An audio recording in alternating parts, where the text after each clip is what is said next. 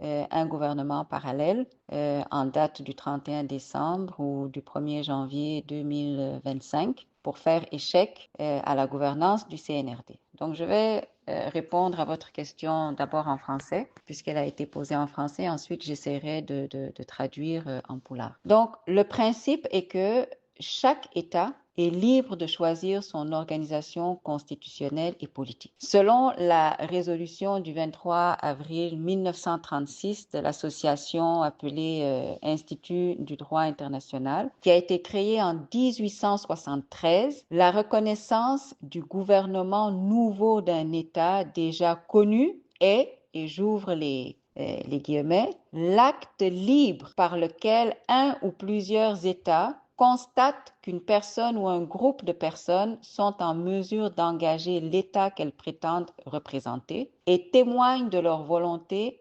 d'entretenir avec elles des relations. Fermeture des guillemets. Donc, autrement dit, en droit international, la reconnaissance de gouvernement est l'acte, disons, par lequel un État, un autre État, reconnaît l'autorité politique qui a pris le pouvoir dans un État donné après une révolution ou un coup d'État et qui a prouvé qu'elle pouvait se maintenir.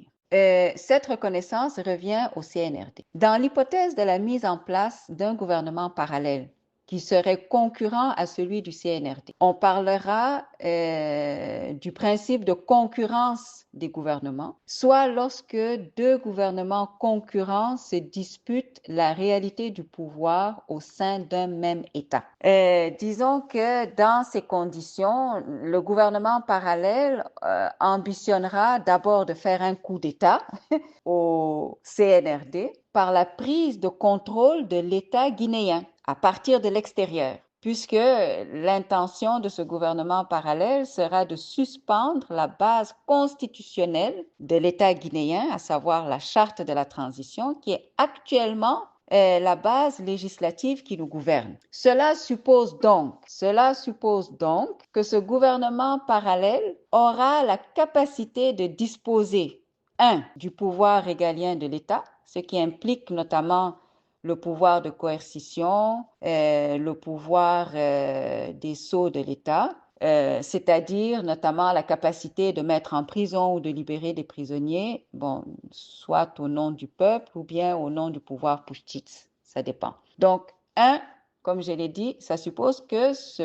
pouvoir parallèle ou ce gouvernement parallèle dispose du pouvoir régalien de l'État. Deuxièmement, dispose du trésor public. Troisièmement, dispose de la représentativité de l'État au niveau national et international. Alors là, ça c'est important parce que ça implique la notion d'État accréditaire et d'État, disons, accrédité. L'État accréditaire, c'est par exemple la France qui serait un État accréditaire de l'ambassade de Guinée. Vous voyez? Donc, l'État accrédité ici serait la Guinée. Ça veut dire que ce gouvernement parallèle devra être en mesure de rédiger des lettres de créance pour accréditer les diplomates, c'est-à-dire les ambassadeurs, auprès des partenaires actuels pour remplacer ceux qui ont déjà été accrédités par le CNRD.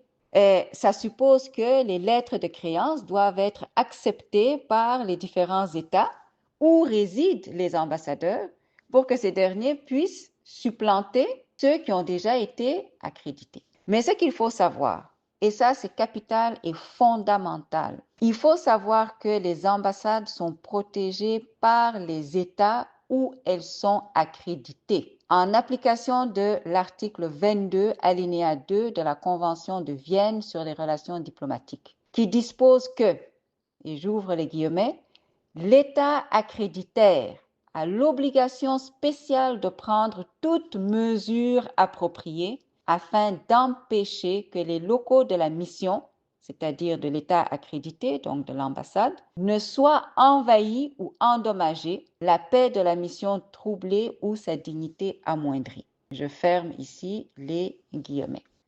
Vous voyez que ce n'est pas une tâche facile, ce n'est pas une tâche simple.